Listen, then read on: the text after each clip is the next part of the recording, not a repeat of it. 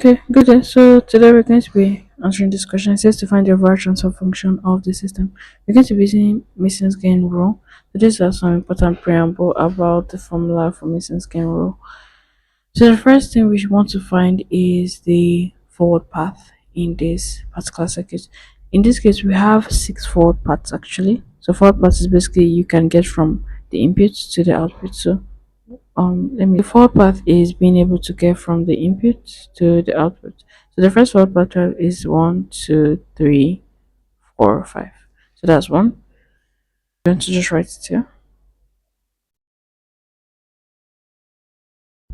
1 times G2 G4 G6 times 1, which is simply the same thing as this.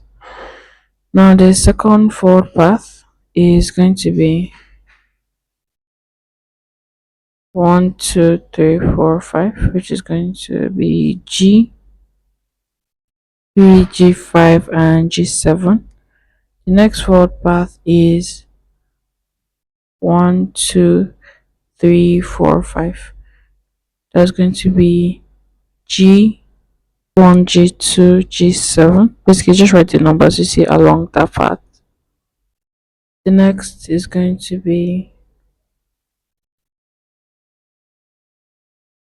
1, 2, 3, 4, 5. G3, G8, and G6. Next one is 1, 2, 3, 4, 5, 6, 7. I know I also miss it initially. Feedback loops when I'm counting forward systems, but if you see that the feedback loop can actually go back and help you to get to the end without you touching a node again, then you can use it. So that's going to be minus because this is negative minus I believe H1, G1, G3, G7, G8, H1. And then the last loop is going to be 1, 2, 3, 4, 5, 6, 7. If you write that out, that's going to be minus G1, G2, G6, G8, H2. And minus because the feedback loop was negative. So this is our fourth path. The next thing you want to get is the individual loop gains from here. So let's find out individual loop gains.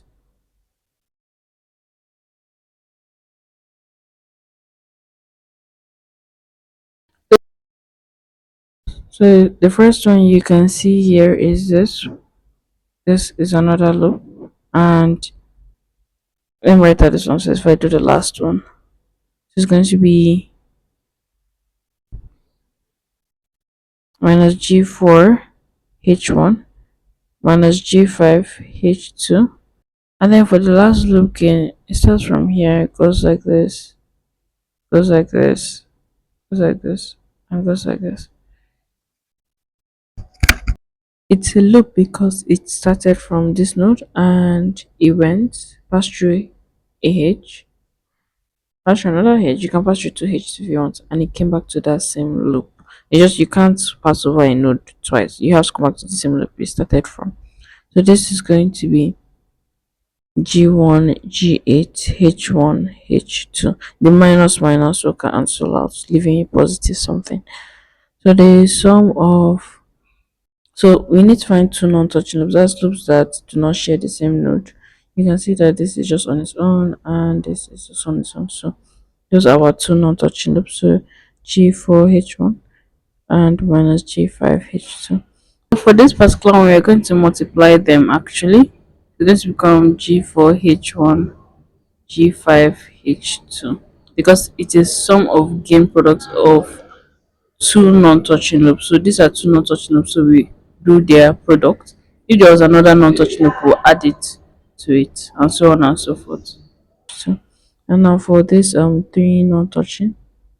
In this case, we don't have three non-touching loops, so we don't have anything for this. You can simply write out our delta and our delta k.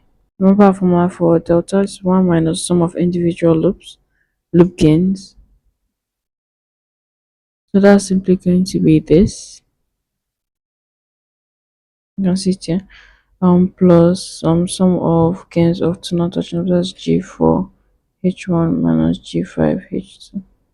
You can see it here. And we didn't have anything for the three non-touching loops, so we'll leave it like this. Now for delta K, this one's a bit tricky. So for delta K, we're basically trying to find a loop that doesn't touch the forward paths. So in this case, K is going to be 1, 2, 3, 4, 5, 6. We're going to have 6 because we have 6 forward paths. So in this first case, we had G2, this. So which of the loops are not touching this particular path? You can see it's this one. So for delta 1, we can have as k at for the forward path, for the first forward path we can have G5 and H2. You can see that if you want to draw this feedback look at this, I have to touch that forward path, so it cannot be the answer. Second forward path was the second forward path, you can see is clearly this one that will not touch it, so delta 2 is equals to minus G4 H1. Must be 1 minus, this is 1 minus, not just this alone.